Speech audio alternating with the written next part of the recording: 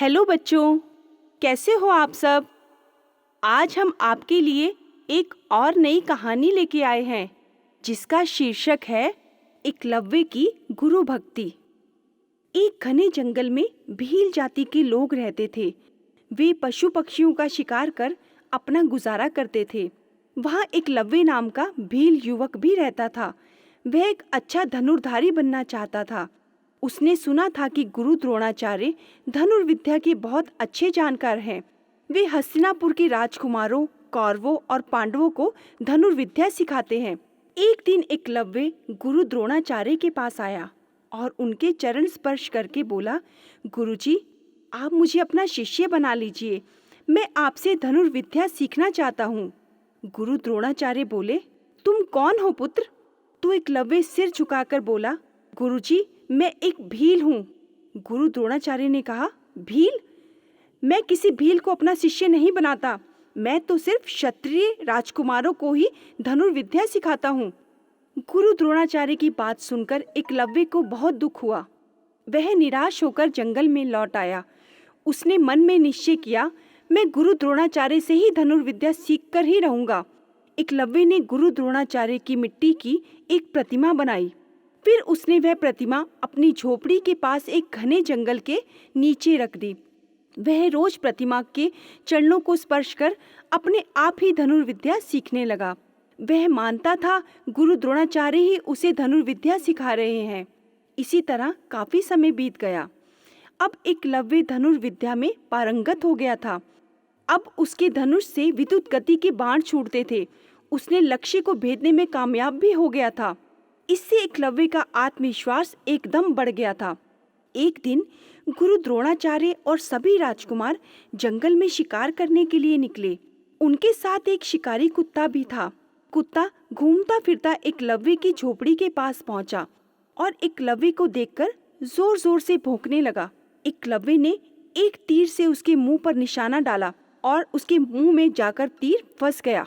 एकलव्य ने इसी तरह एक एक करके 6 तीर और छोड़े और कुत्ते के मुंह को तीरों से भर दिया। कुत्ते के मुंह में 7 तीर फंसे हुए थे।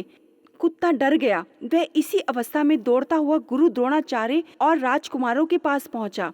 इस तरह कुत्ते का मुंह तीरों से बंद देखकर गुरु द्रोण ने कहा, जरूर ये तीर किसी महान धनुर्धर के ही हैं। गुरु द्रोण और राजकुमार तुरंत ही उस अनजान धनुर्धर की खोज में निकल पड़े।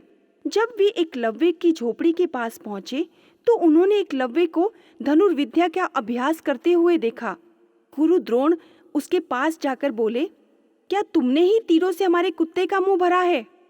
एकलव्य ने गुरु द्रोणाचार्य को पहचान लिया। उसने गुरु के चरणों को स्पर्श करते हुए कहा, जी गुरुजी। गुरु द्रोणाचार्य ने पूछा, तुम्हारे गुरु कौन है?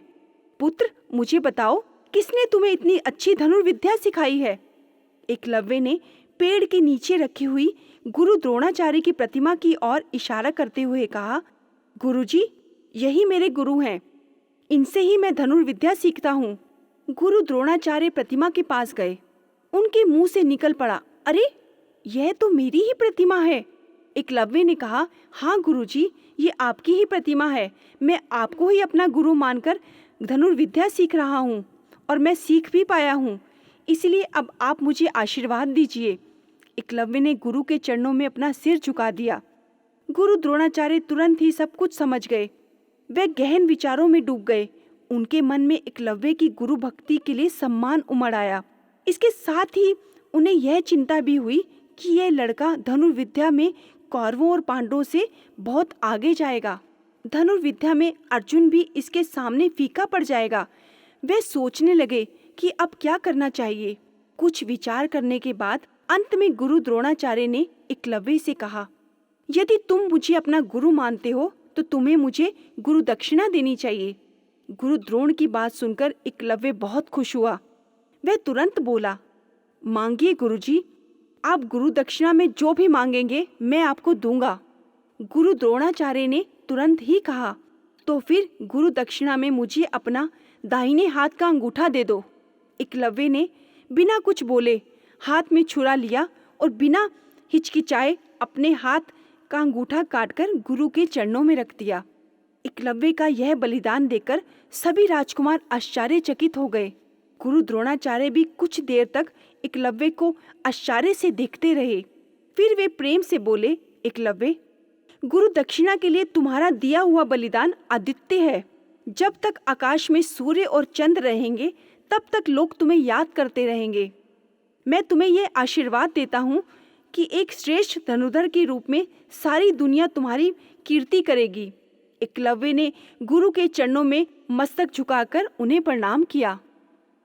देखा बच्चों, इस कहानी से हमें यह शिक्षा मिलती है, कड़ी मेहनत और एकाग्र मन से हम मुश्किल से मुश्किल कार्य को भी आसान बना सकते हैं।